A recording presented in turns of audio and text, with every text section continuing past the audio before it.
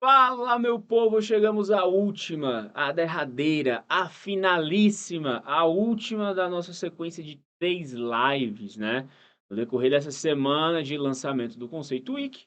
Você assistiu aí algumas lives comigo, J. Façanha, Nathan Gama, Davi Elisiário, professores, ó, linha de frente da educação aqui do nosso estado. Galera que eu tenho uma honra enorme de trabalhar.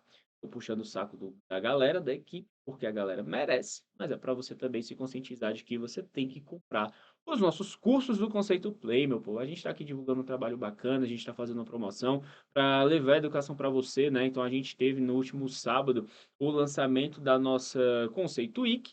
Fizemos aí as lives do sábado, tivemos uma sequência de lives no decorrer da semana. Estamos finalizando hoje e espero que de alguma forma tenha agregado valor, tenha agregado conhecimento. E como eu sempre falei também nas outras, eu honro muito você, estudante, que assistiu às lives. Acho que você está se dedicando. Vou torcer muito para a sua aprovação. Agradeço por você ter fortalecido o nosso trabalho, tá certo? E, enfim, realmente é muito satisfatório para a gente estar chegando no final dessa maratona de lives.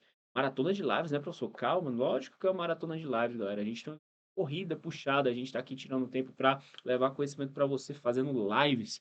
E aí, encaixa os nossos horários, mas a gente faz o que for necessário, porque a firma não para, tá? Então, já deixo logo de antemão, tá, avisando a você que a promoção segue, a promoção finaliza, se não me engano é hoje, a produção pode confirmar para mim, mas acho que está finalizando hoje a promoção de 50% de desconto. Depois disso, meu amigo, já era, beleza? Então tem que comprar agora até o final do dia. E aí a gente encerra a nossa Conceito Week. Não pode deixar para depois, porque você tem que conferir essas aulas dos cursos online que estão de promoção, né? Antes do vestibular. Então a gente já está o quê? A gente já está agora no mês de setembro, começamos setembro, né? Você já tem vestibular outubro, vestibular novembro, dependendo do vestibular que você vai fazer. Vamos supor que você passa por uma segunda fase de um S da vida, né? E aí você vai precisar desses conteúdos em dia. Então é bom que você compre logo e compre com promoção, porque se também não comprar agora, meu amigo, pode comprar depois. Vai comprar mais caro, né? Então, cuidem em comprar, beleza? Vamos para a nossa última live. Hoje a gente vai falar sobre terceira e quarta revolução industrial e vamos resolver algumas questões também, beleza? Professor, na primeira live foi primeira revolução, na segunda live foi segunda revolução, obviamente. Na terceira e última live a gente vai precisar fazer um conglomerado aí, né? Vamos fazer uma live pegando terceira e quarta revolução, juntando tudo numa live só e resolvendo algumas questões. Professor, por que que vai juntar tudo numa live só? Né? Por que que não vão ser 4 lives? Galera, em termos de incidência do vestibular, tá? Só para você saber, a gente tem um caráter histórico de primeira e segunda revolução sendo cobrados. Muito mais detalhe para ser explorado sobre eles. Da terceira revolução, não tem tanto, porque tem, ocorre nos vestibulares, ocorre. Quarta revolução ocorre nos vestibulares, ocorre, tá? Cai questão. Mas se você for periodizar por uma questão de tempo, são as que têm um tempo mais curto, em termos de existência. Por exemplo, a nossa terceira revolução industrial, ela está colocando aí para 1950, beleza? A nossa quarta revolução industrial, ela está sendo colocada para os anos de 2010. Então você tem uma revolução industrial que basicamente, vamos pegar a terceira, por exemplo, né? Ela não durou 60 anos. As outras revoluções demoraram mais tempo. Então, se demorou mais tempo, tem mais coisa para falar, tem mais características importantes, né? Por isso que a gente levou uma live inteira para falar sobre a primeira revolução, uma live inteira para falar sobre a segunda revolução, e vamos levar uma live inteira para falar sobre terceira e quarta revolução. A quarta revolução que também tem só 10 anos de vida, né? E a gente está vivendo essa revolução agora. Então, tem toda essa questão aí interessante para você saber de que são revoluções que tiveram um tempo menor, não a relevância é menor, tá? Mas um tempo menor e por conta disso acabam tendo características menores, né, em termos de quantidade para serem ditas aqui. E aí a gente vai hoje falar sobre terceira e quarta revolução. É interessante que você tenha assistido as outras lives.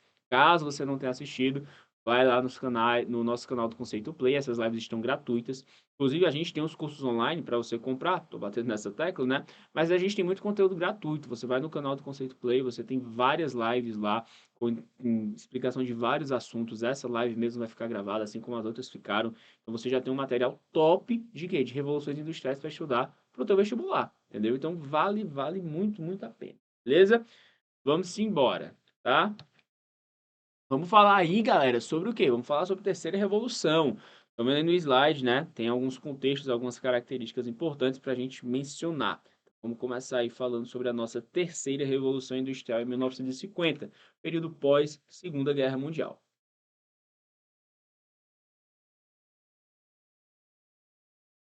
Você observa, se você lembrar do slide passado, né, quando a gente falou sobre Segunda Revolução, ela vai começar mais ou menos em 1850, que é quando termina a primeira, tá? E vai para finalizar em 1945, que seria basicamente quando você acaba a Segunda Guerra Mundial. Período de 95 a 100 anos, né, de Segunda Revolução Industrial. A terceira, que está sendo colocada aí para 1950, ela encerraria mais ou menos em 2010, que é quando começa a quarta. Então, como eu tinha mencionado para vocês, é menos tempo, por isso, menos características. E aí a gente consegue aglutinar tudo numa live só, tá? Contexto. Lembra que o contexto da Segunda Revolução foi um contexto de imperialismo? O contexto da Terceira Revolução é um contexto de Guerra Fria. Não custa nada falar, acho que Guerra Fria é o assunto mais básico ou dos mais batidos, né, dos vestibulares, das aulas, que sempre tem aquela informação que você tem que dar, né? Não vamos pecar pela falta de informação. A Guerra Fria é aquele meu conflito político ideológico entre Estados Unidos e União Soviética. Estados Unidos defendendo aqui o capitalismo, União Soviética defendendo aqui o socialismo. Básico, básico, tá? E como que esse contexto de Guerra Fria possui relação com a minha terceira revolução industrial? Da mesma forma que eu te expliquei que a segunda revolução tem relação com o imperialismo, tá? A necessidade de buscar matérias-primas, mercados consumidores ali na África, na Ásia. A terceira revolução tem aí uma, não vou dizer uma necessidade, mas ela vai ser favorecida pela Guerra Fria, porque a Guerra Fria, ela vai ser uma guerra tecnológica, ela vai ser uma guerra de corrida armamentista, de corrida aeroespacial. Então, muitos, tá certo, recursos tecnológicos estavam sendo desenvolvidos naquele período histórico. Consequentemente, muitos dos desenvolvimentos, das tecnologias daquele período vão respingar nas minhas indústrias e na minha terceira revolução industrial. Então, a terceira revolução industrial, ela pega o quê? Ela pega muita tecnologia que vem da Guerra Fria. Vamos pensar, por exemplo, aqui uma tecnologia GPS, satélites, né? Nada disso foi desenvolvido para a indústria. Isso foi desenvolvido para uso militar, beleza? Só se for a indústria bélica. Mas isso, consequentemente, vai ser liberado para a indústria civil, para o uso civil. A tecnologia GPS hoje em dia tem uso civil. Você consegue ver onde é que o cara do iFood está com a tua comida, aonde que o Uber está, quanto tempo a tua viagem vai demorar, qual caminho que tu tem que fazer para chegar mais rápido em determinado local. Às vezes tu segue essas dicas, não chega no caminho mais rápido, né? Mas acontece. E aí o que que acontece? Todas essas tecnologias são tecnologias de Guerra Fria. E essas tecnologias de Guerra Fria, elas acabam respingando na nossa questão industrial, beleza? E isso é um fato importante de você saber, porque toda revolução industrial, ela ocorre dentro de um contexto específico. Então, o contexto da minha terceira revolução é o meu contexto de Guerra Fria. Da mesma forma que a segunda revolução teve ali algumas indústrias específicas que foram desenvolvidas, a terceira também tem. Quais são as indústrias da terceira revolução? Robótica, genética, informática, telecomunicações e eletrônica. Essas indústrias, obviamente, existem até os dias de hoje, né? Só que com avanços tecnológicos bem maiores, mas elas começam a ter ali as suas primeiras participações industriais ainda em 1950, nos acontecimentos da terceira revolução, beleza? Então fica ciente disso, são as indústrias que vão tomar como base durante a minha terceira revolução industrial. Diferente da segunda, né? Na segunda eu lembro que na live passada a gente resolveu até uma questão que mencionava as indústrias da segunda revolução. Quais eram as indústrias principais? Química, metalurgia, beleza? Siderurgia, por conta da questão do petróleo, do aço, ligas metálicas, entre outras coisas. Aqui já é uma indústria o quê? Mais de ponta, um negócio mais sofisticado. Não, robótica, genética, informática, telecomunicações, eletrônica, dentre outros aspectos, tá bom?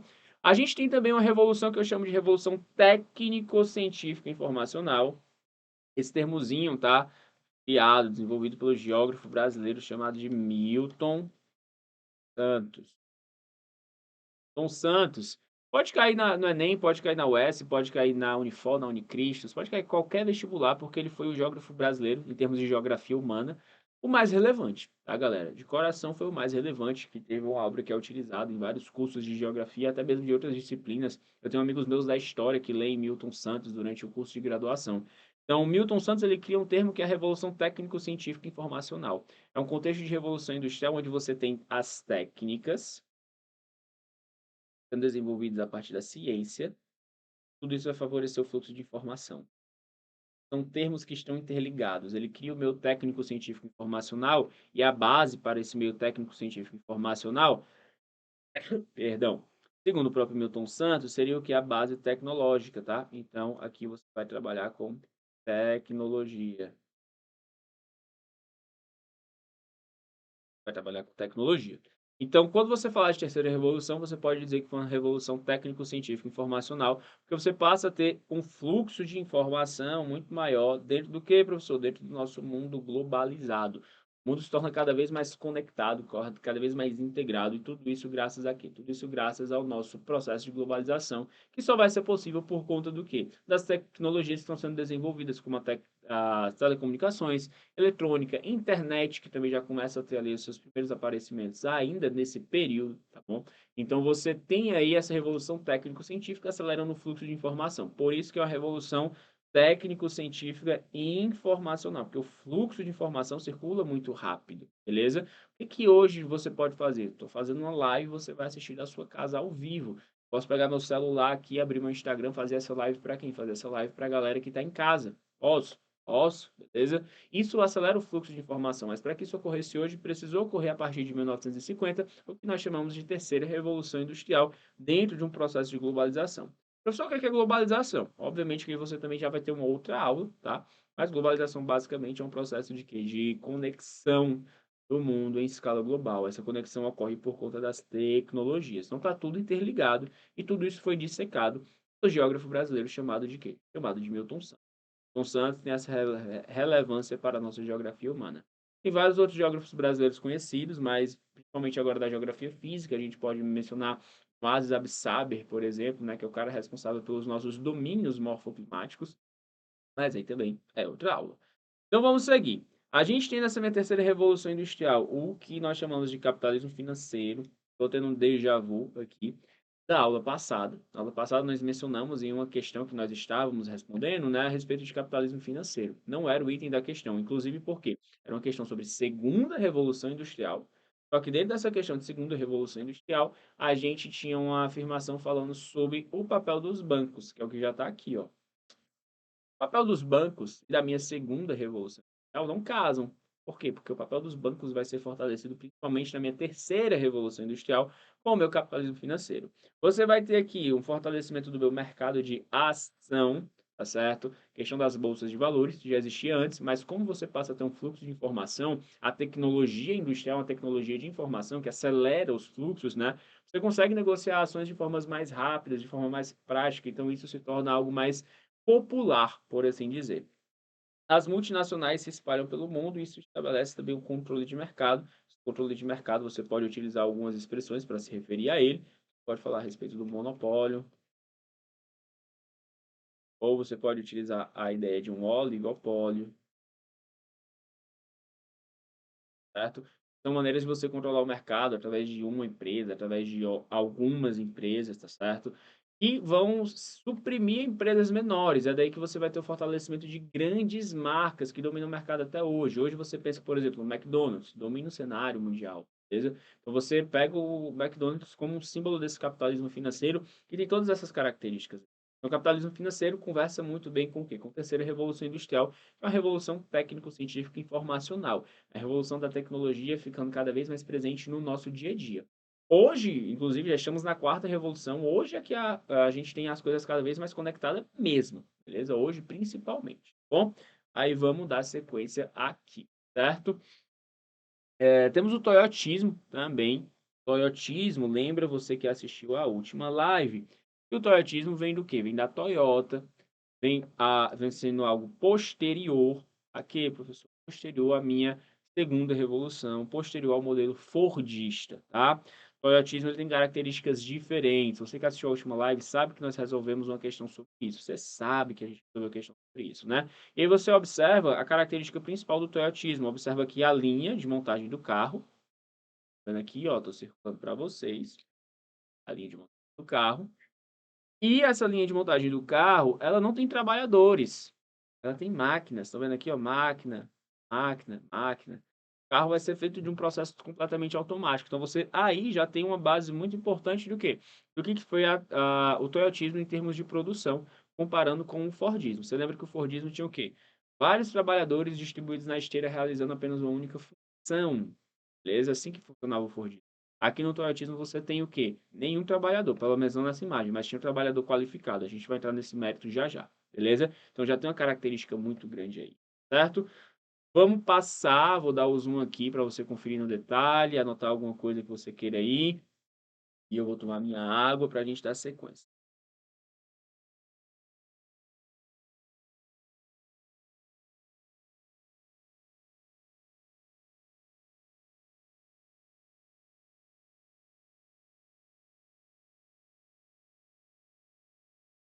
Bora? Toyotismo, galera. Seguinte, questão de vestibular, sempre, tá certo? Cai alguma questão sobre modelos produtivos.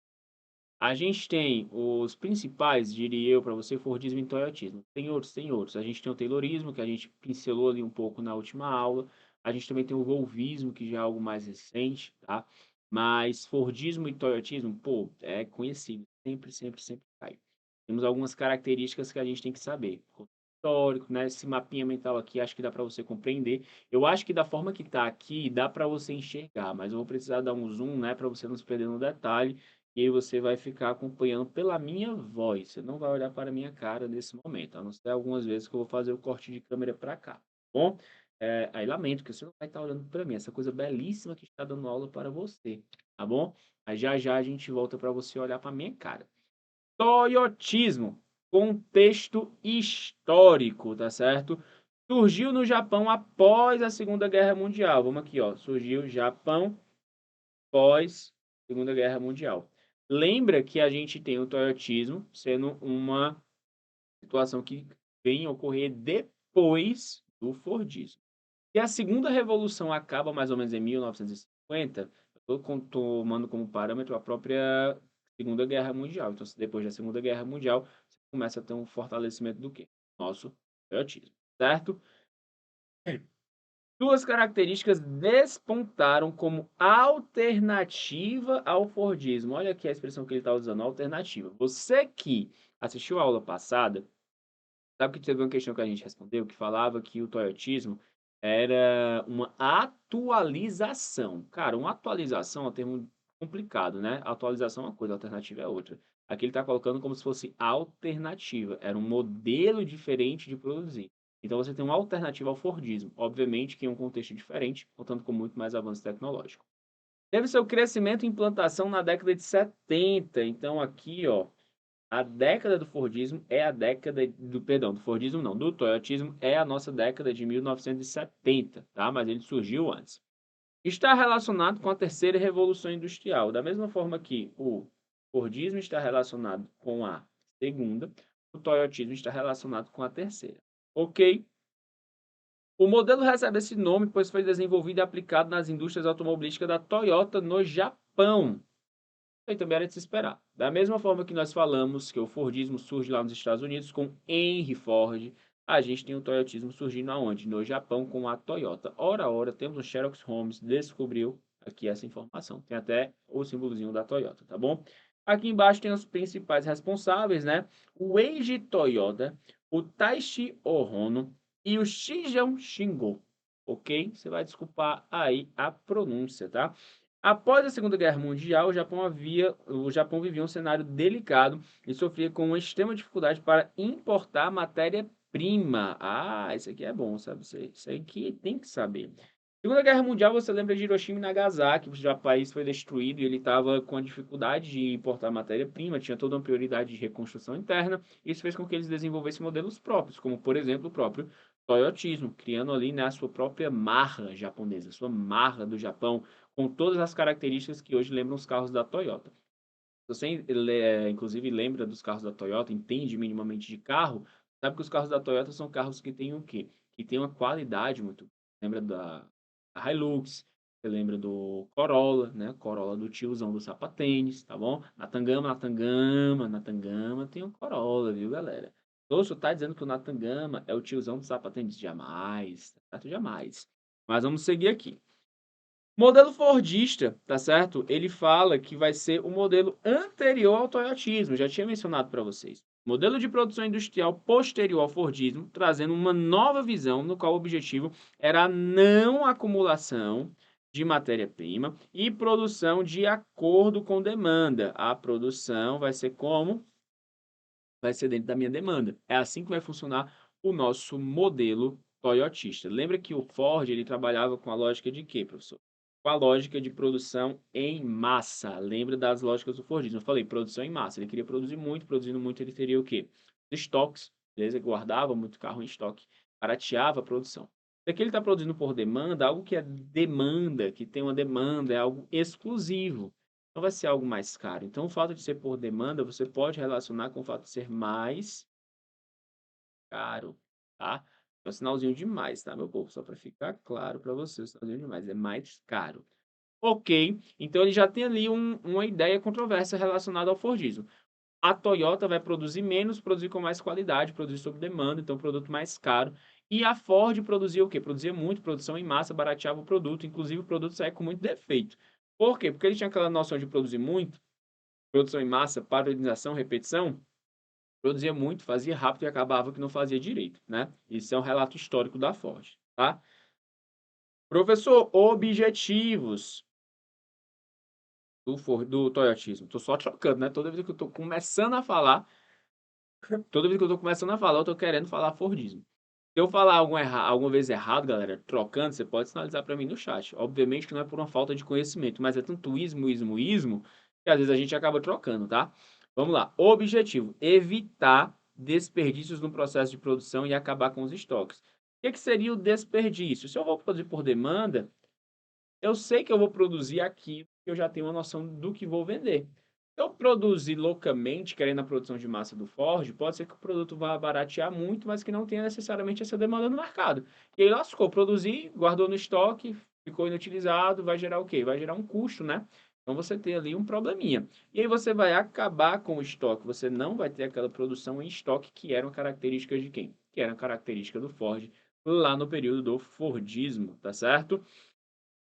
Características do Fordismo. Aqui, galera, eu tenho características do. Eu falei Fordismo. Falei Fordismo? Falei Fordismo. Olha aí, ó. Mas percebi. Características do Toyotismo. Você vai observar aqui que as características elas batem de frente com as características do Fordismo, tá? São características basicamente opostas. Você consegue encontrar na internet algumas tabelinhas comparando os dois, tá bom? Você vai ter essas tabelinhas comparando os dois nas nossas próprias aulas também. A gente já caracterizou os dois, mas não em forma de tabela, em formazinha de mapa mental, característica de cada um, tá bom? Aí vamos aqui.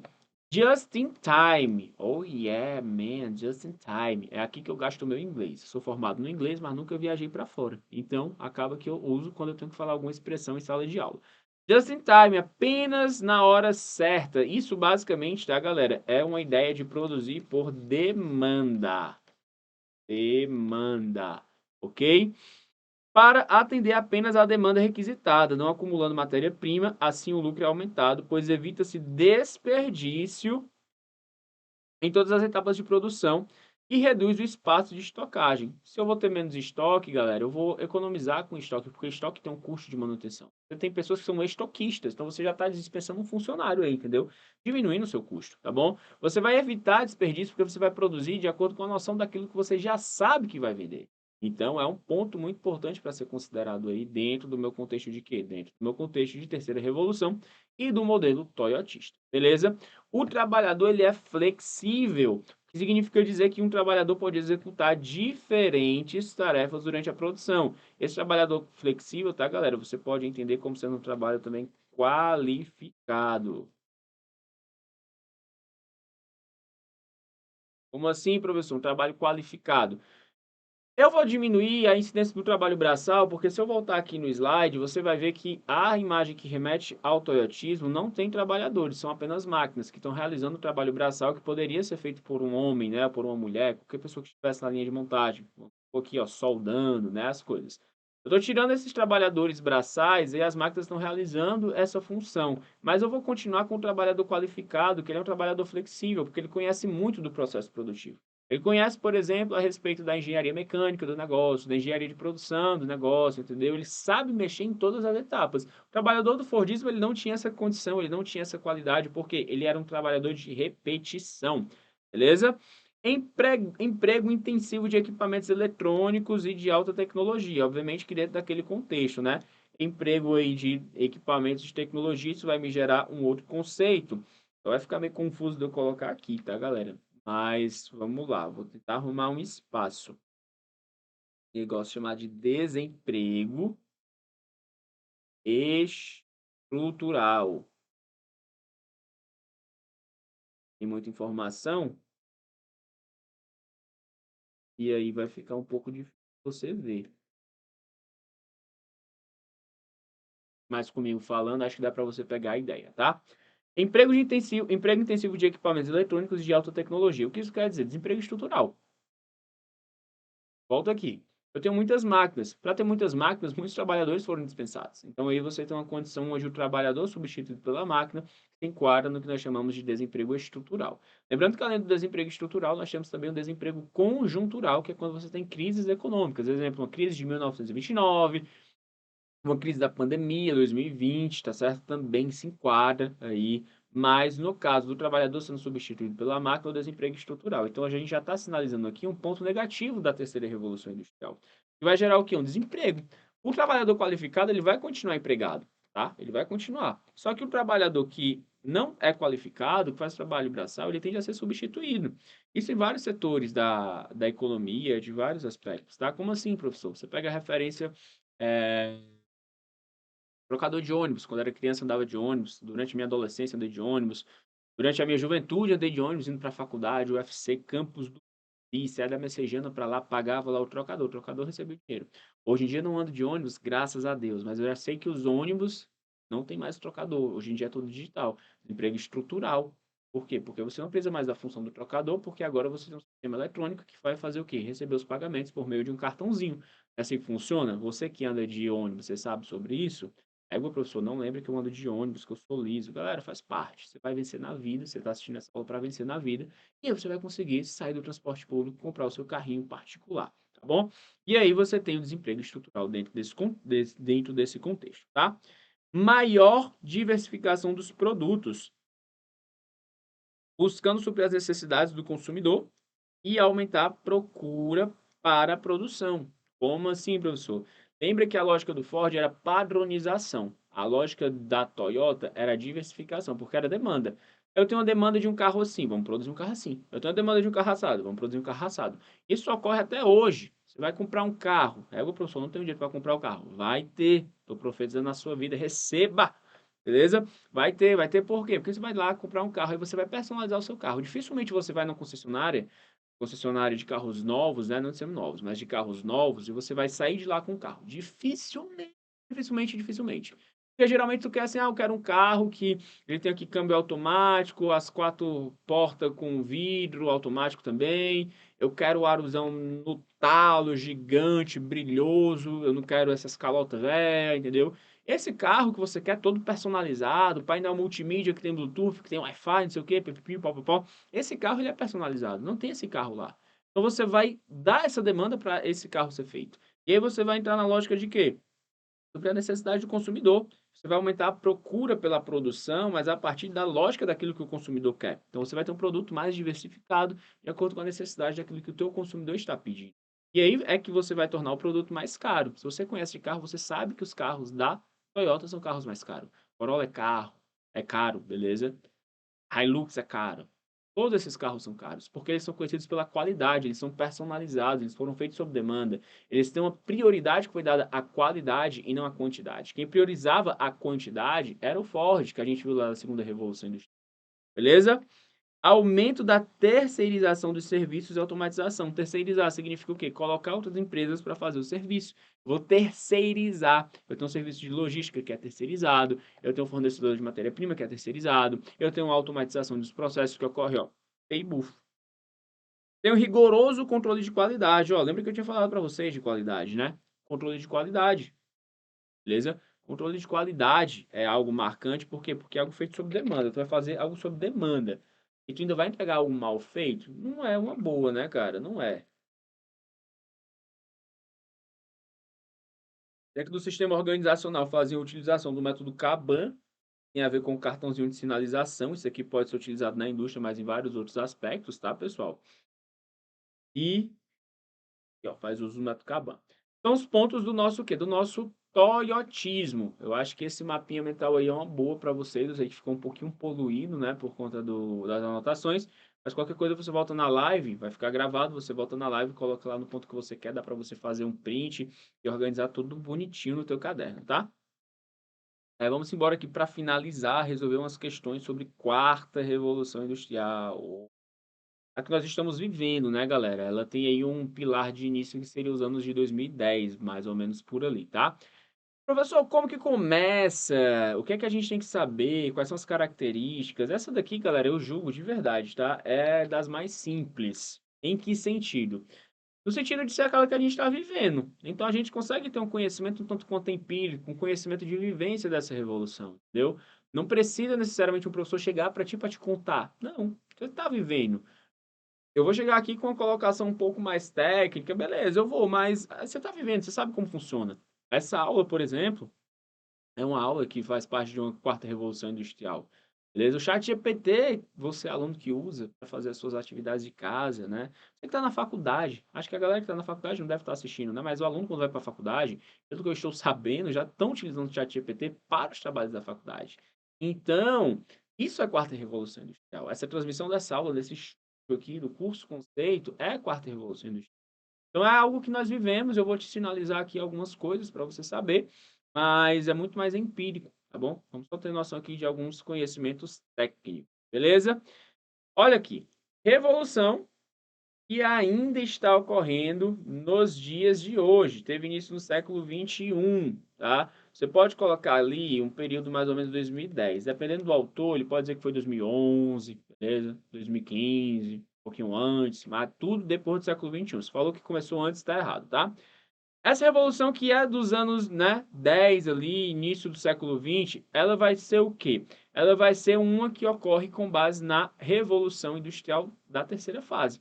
Uma revolução leva a outra. Observa aqui, a quarta revolução industrial está ocorrendo com base na terceira revolução, porque ela continua sendo pautada pelas tecnologias, mas tecnologias cada vez mais avançadas que mudam o mundo cada vez mais. Ou seja, a tecnologia criada anteriormente é essencial para a evolução e agora, maior evolução agora com base na tecnologia anterior, beleza? Então você tem uma coisa que está interligada à outra. Todas as revoluções industriais elas estão conectadas. Ok? Professor, quais são as consequências dessa revolução ultra tecnológica, né? Do chat GPT, da nossa inteligência artificial, do Wi-Fi? Olha o símbolozinho aqui do Wi-Fi, ó. É a nossa revolução do quê? Da IA, da inteligência artificial. É a nossa revolução do quê? Do espaço virtual. Espaço virtual. Que ocorre para que você possa vivenciar essa aula no meio completamente virtual. Isso não era possível. Sempre digo para os meus alunos que se não tivesse quarta revolução industrial, eles teriam o quê? Eles teriam reprovado no período de pandemia. Por que eles teriam reprovado no período de pandemia? Pelo fato de que naquele período de quarta revolução industrial, aliás, no período de quarta revolução industrial, eles não teriam reprovado, mas se fosse antes, eles teriam papocado. Por que eles teriam papocado, professor? Pelo fato de que não teria tecnologia para que eles assistissem aulas online, aulas remotas. E aí, ó, lascou-se, beleza? Aí vamos aqui. Quase nenhuma presença humana nas fábricas. Desemprego neste setor. Desemprego que já começou na terceira revolução, que foi o desemprego básico, né? Aquele de revolução industrial, desemprego estrutural na nossa terceira fase. Ele vai ser aumentado. Ele vai ser aumentado na minha quarta revolução. Maior necessidade de matéria-prima, porque agora eu estou produzindo mais. Como eu estou produzindo mais, o que vai acontecer? Eu vou precisar de mais matéria-prima. Maior movimentação da economia mundial, porque a economia mundial agora está completamente interligada dentro do cenário de globalização. Globalização já lembra, começou bem antes, tá? Mas à medida que tem os avanços tecnológicos, isso torna o processo de globalização o quê? Cada vez mais intrínseco dentro dessa sociedade. Mudanças genéticas, né? Esses avanços da genética são muito bons, né? Por conta disso aí que hoje você tem o quê? uma uvinha sem semente, uma melanciazinha sem caroço, né? A gente tem as biotecnologias, tá bom? Você tem o oxímetro para medir a oxigenação do teu sangue. A gente tem toda essa questão da interação do que é cyber e do que é humano, né? Para a maior qualidade dos produtos, exemplo, alimentos transgênicos, ok? Aumento da poluição mundial, porque se eu estou produzindo muito, significa que eu também vou poluir muito, mas aqui um adendo, tá? À medida que aumenta a poluição mundial, as tecnologias também são utilizadas para aumentar os estudos e, inclusive, a produção de energias alternativas, né? Porque a gente já tem um mundo que está muito poluído. Então, a gente também tem esse ponto que faz com que a quarta revolução seja direcionada, na medida do possível, para as energias alternativas, tá? Aumento ainda maior da quantidade de lixo produzido, ainda maior na sua escala global. Estou produzindo mais, tem mais lixo, tá bom? E ela ocorre em quais países? Quando o assunto é inovação tecnológica, nem todos os países estão no mesmo nível, por isso existem países que se destacam muito. Países que se destacam dentro do nosso contexto de quarta revolução industrial, aqueles que se industrializaram antes. Países da União Europeia que passaram ali pela nossa primeira revolução, tá? E segunda. Países como os Estados Unidos, que pegou ali a nossa segunda e terceira revolução. E o Japão também, que se insere no nosso contexto de terceira revolução. Esses países que já participaram das outras revoluções, tá, galera? São os mesmos países que vão ter o quê? Que vão ter uma participação mais efetiva na quarta, porque como eles já se industrializaram antes, eles têm muita tecnologia para favorecer o processo de quarta revolução. Quem vai liderar uma quarta revolução industrial não é um Brasil, não é. Não é uma Etiópia, não é. Não são países emergentes. Não estou dizendo que eles não têm um centro tecnológico, eles têm, tá? Eles têm. Porém, eles não lideram. Os países líderes da nossa quarta revolução são países que já se industrializaram e estiveram presentes nos processos anteriores. Quem é que vai se industrializar? Quem é que vai puxar esse processo? O Japão, que foi fortemente influenciado na minha terceira revolução, a gente acabou de ver. Estados Unidos, que foi fortemente influenciado na minha segunda revolução. Países da União Europeia, que fizeram parte da minha primeira revolução. Inglaterra, pô. Tecnologia. Aí você desce ali para outros países, como França, Inglaterra, dentre ou França, Alemanha, dentre outros. Tá bom? Então, aqui características gerais da nossa quarta revolução, do meu espaço virtual, da minha inteligência artificial, do meu chat GPT, né? Dentre outros aspectos. Essa aula transmitida, que essa aula transmitida é a quarta revolução industrial. Ok? E vamos agora resolver algumas questões para a gente finalizar. Aqui tá, galera, tem questões, só para a gente dar uma fechada no conteúdo, a respeito do quê? De todos, ou de todas as revoluções que nós vimos até então. Ok? Todas as revoluções, elas estão contempladas aqui, tá? Já que é a nossa aula de fechamento. Dentre as consequências sociais forjadas pela Revolução Industrial, pode-se mencionar que o desenvolvimento de uma camada social de trabalhadores que, destituídos dos meios de produção, passaram a sobreviver apenas da venda de sua força de trabalho. Está correto? Isso me parece correto no primeiro momento, né? Eu tinha uma camada social, trabalhadores que não tinham os meios de produção. Sim, quem tinha os meios de produção eram os burgueses, né? Então, até então, me parece perfeito o que ele está falando aí, né? E eles vendiam a sua força de trabalho para sobreviver. Check. Tem tudo para ser essa. A melhoria das condições de habitação e sobrevivência para o operariado. Ih, isso aqui não tá correto, não, tá certo? Melhor condições de habitação e sobrevivência para o operário, para o cara da fábrica. A galera reclamava muito da condição de vida que ele tinha, na verdade, né?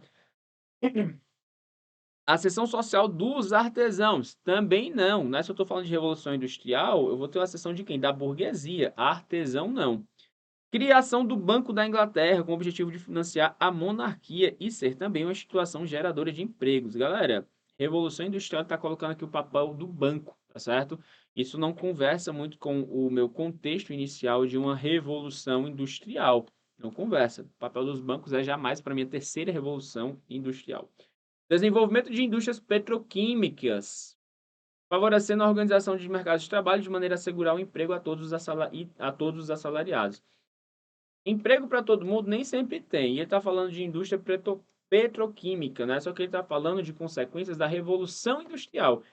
Como ele está falando Revolução Industrial, apenas revolução, sem colocar a segunda, terceira, quarta, a gente entende que essa revolução é a primeira, e por isso o gabarito é a nossa letra A mesmo, tá, galera? Mole, mole, mole. Aliás, não vou dizer que é mole, mas essa daqui dava para gabaritar que era a primeira, tranquilo. Segunda, o Duque Bridgewater, oh yes, censurava os seus homens por terem voltado tarde depois do almoço. Estes se desculparam dizendo que não tinham ouvido a badalada da uma hora. Então o Duque modificou o relógio, fazendo bater 13 badaladas. Esse texto revela um dos aspectos das mudanças oriundas do processo industrial inglês no final do século XVIII e início do século XIX. A partir do conhecimento histórico, pode-se afirmar que trabalhadores foram beneficiados com a diminuição da jornada de trabalho. Isso aqui você viu na outra aula comigo, que não teve essa diminuição. A jornada de trabalho, naquele período, ela demorava algo em torno de 14 a 16 horas. Eu não tenho por que entender que isso é benefício, né? A racionalização do tempo foi um dos aspectos psicológicos significativos que marcou o desenvolvimento da maquinofatura. Revolução Industrial, nesse contexto aqui, né, século XVIII, século XIX, eu tive o desenvolvimento da minha maquinofatura e racionalizou o tempo, porque você agora tinha um controle de tempo, que inclusive é o que ele está mencionando aqui, ó, 3 badaladas, uma hora do almoço, tem tudo para ser o nosso item B, tá? Os empresários de Londres controlavam com mais rigor os horários dos trabalhadores, mas como compensação forneciam remuneração por produtividade para os pontuais. Galera, na verdade, nessa época o trabalhador ele só se dava mal, tá bom? O trabalhador não tinha muito direito trabalhista, não. D. As fábricas, de modo geral, tinham pouco controle sobre o horário dos trabalhadores, de trabalho dos operários, haja vista as dificuldades de registro e a imprecisão dos relógios naquele contexto. Galera, o relógio já funcionava perfeitamente nesse contexto e o controle se dava de forma muito efetiva, tanto que ele fez só um ajuste aqui para que ele pudesse controlar de forma mais efetiva. Os industriais criaram leis que protegiam os trabalhadores. Não, não, não, não, não, não. Criaram leis para proteger o trabalhador, sendo que, na verdade, o trabalhador só se dava mal. Você está vendo o trabalhador sendo protegido nessa opção? Não tá. Beleza? Então, gabarito aí, como a gente já leu, com certeza é o nosso item B. Bom, vamos fazer aqui, vamos passar. Vamos para a nossa terceira questão. A segunda revolução industrial no final do século XIX, início do século XX nos Estados Unidos, período em que a eletricidade passou gradativamente a fazer parte do cotidiano das cidades e a alimentar os motores das fábricas, caracterizou-se pela administração científica do trabalho e pela produção em série. De acordo com o texto, na primeira metade do século XX, o capitalismo produziu um novo espaço econômico, uma revolução que está relacionada com, primeira metade século XX, beleza? O capitalismo produziu um novo espaço. Esse novo espaço tem a ver com a proliferação de pequenas e médias empresas? Não, a gente menciona nesse período de segunda revolução a Ford, né, galera? Então não tem nada a ver. E esse equipararam em novas tecnologias? Não, tá, galera? As novas tecnologias eram para quem tinha capital já. Técnica de produção fordista, olha ele aparecendo aí, que instituiu uma divisão e hierarquização do trabalho, em que cada trabalhador realizava apenas uma etapa do processo produtivo. Isso aqui é a letra B, né? Já está sabendo que a letra B está completamente correta. Se a letra B estiver errada, eu dei a aula errada, né? A segunda live. Passagem do sistema de produção artesanal para o sistema de produção fabril. Isso aqui ocorreu na minha primeira revolução e não na segunda, que é o que ele está mencionando no texto, tá? Independência política das nações colonizadas, que permitiu igualdade nas relações econômicas dos países produtores de matéria-prima e dos países industrializados. Na verdade, não. Eu tinha uma dependência, tá? Dependência. Tirei sim aqui, lembra da Conferência de Berlim. A constituição de uma classe de assalariados que possuíam como fonte de subsistência a venda de sua força de trabalho e que lutavam pela melhoria nas condições de trabalho nas fábricas. Isso até está correto, tá? Mas a constituição de uma classe de assalariados já existia também, não é algo que vai ser marcante apenas na segunda revolução. Como é uma questãozinha Enem, a gente sabe que é aquela que está mais correta. Pode marcar o item B tranquilamente, tá? E para finalizar, nos dias atuais, a tecnologia basicamente anula o espaço no que se refere ao fluxo de informação. Tudo é instantâneo, líquido e abrupto. Tais características do mundo atual produzem consequências exemplificadas. Olha só. Vamos lá. Nos dias atuais, tecnologia produz o quê? Um mundo cada vez mais instantâneo, líquido e abrupto. Anula o espaço, no sentido de que o espaço não importa, porque o fluxo de informação é muito acelerado, tá? As características do mundo atual produzem consequências exemplificadas pela sociedade líquida em um espaço virtual destituída do capital informacional. Galera, o capital informacional destituída é muito forte. As pessoas têm acesso a capital informacional, porque nós vivemos uma época de capitalismo informacional, né? Modernidade instantânea a partir da terceira revolução. Aqui não é o contexto de terceira revolução, aqui é o contexto de quarta revolução, porque ele está mencionando nos dias atuais, né?